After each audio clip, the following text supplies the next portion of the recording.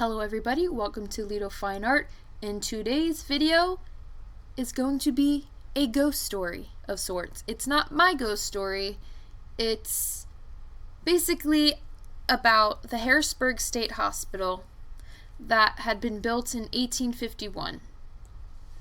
So without further ado, here we go. So like I said, it was built in 1851, the first public asylum of Pennsylvania. It is also referred to as the Pennsylvania State Lunatic Hospital or the City on the Hill. And by 2006, it was shut down. The Harrisburg State Hospital wasn't known for its abuses like most other insane asylums, but instead, it was known for its progressiveness. It was known as the City on the Hill because it was virtually self-sufficient with its own farm, power plant, and stores. The hospital was composed of the central or administration building, with wings extending in a linear direction on each side, each wing so arranged that the second projection receded 20 feet behind the first, and the third 20 feet behind the second, so that both ends might be open to receive ventilation and light. The central building had 3 floors above the basement or ground floor, a large Tuscan portico, which is like a porch, with a flight of 20 steps to the main entrance, and was surmounted by a large dome. In the basement, 3 steps above the ground, were the apartments for steward and matron, the kitchens, etc. On the main floor were offices and reception rooms for visitors. On the second floor were the apartments for the superintendent, and on the third, the chapel, occupying the front of the building and to the rear of its 6 bedrooms. The wings immediately adjoining the central building were 3 stories in height, the lower story or basement containing accommodations for those employed in kitchens, etc., and for the workmen. In the second and third stories were wards for the patients. These had long corridors with rooms on either side. The second projection of each wing was of 3 stories and had a ward on each floor. At the point of junction of the first and second projections, and raised 1 story above them, was an infirmary. The third projection of each wing, which was composed of 2 stories, was for the violent and noisy patients. These projections were completed in 1852 and increased the capacity of the hospital to 300.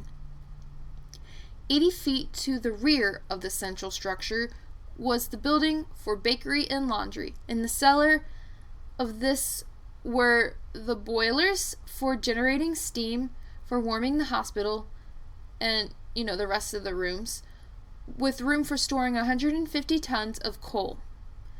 The steam coals, hung on a wooden bucket for heating, were placed in air ducts which ran under the entire length of the building, connected with shafts to bring in fresh air from without.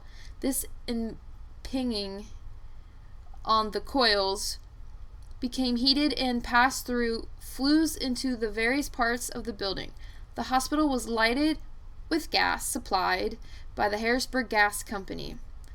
It also has underground tunnels, a morgue, and a cemetery that was moved. The first cemetery established on the hospital grounds was removed in 1927 when the hospital was renovated. At the time, the cemetery contained about 230 bodies in unmarked graves, which, when they were trying to move them, made it rather difficult because they didn't know where the bodies were since they were unmarked. It is unclear where the bodies went, but according to the City on the Hill website, they may have been moved to the second cemetery established on the grounds. The hospital had opened with the price of board for public patients at $2 per week. Now, imagine that. Like, you have an issue, you need to go to the hospital, $2. Now, it's like $5,000. So back then, it seemed cheap, but for them, that was probably expensive. So, let's see. Let's do a money conversion. $2 in 1854. So $2 in 1854 is how much today? Let's see.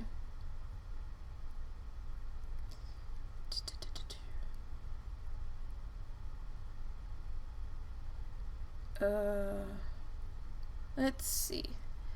Okay, let's try this again. $2, and today, or this year's 2019.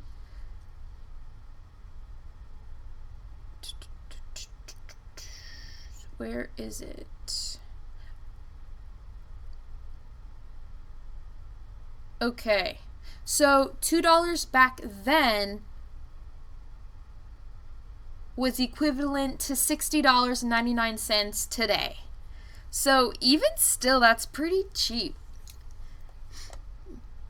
So let's see. And that's per week.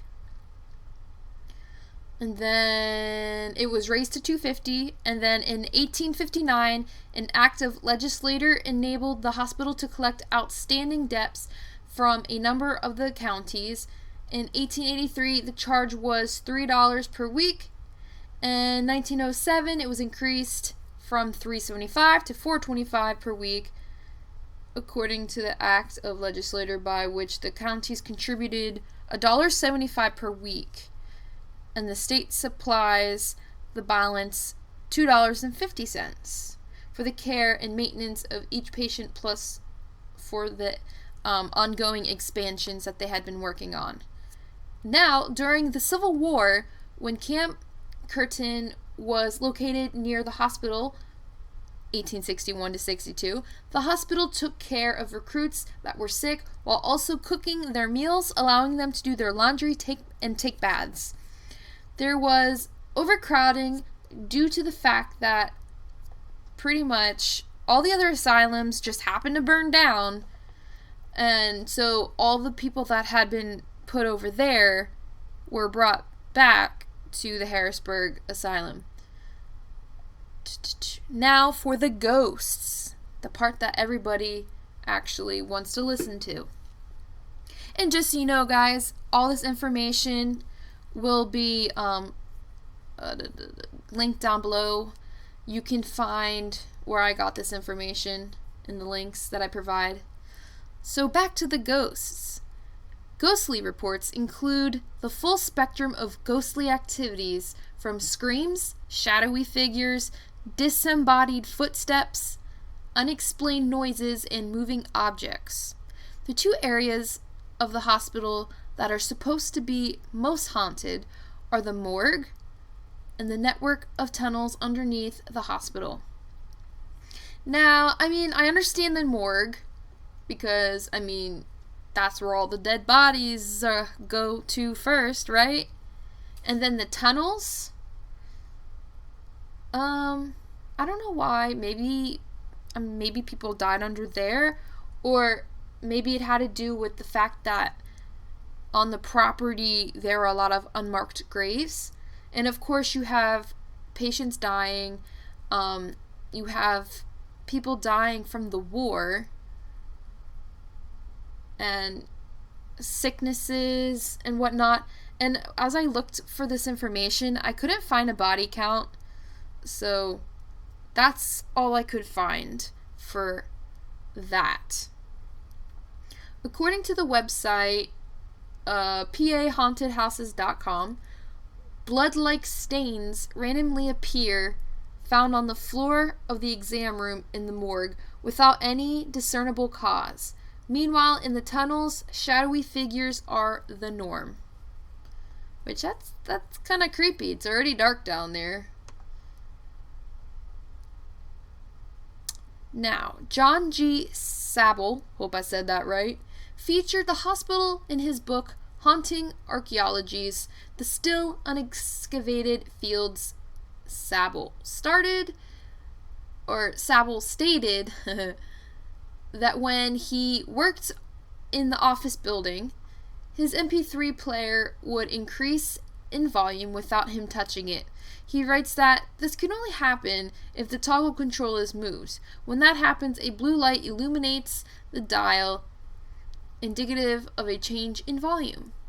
So, like, anybody with the old MP3 players back, when did I get mine? Like, 2004?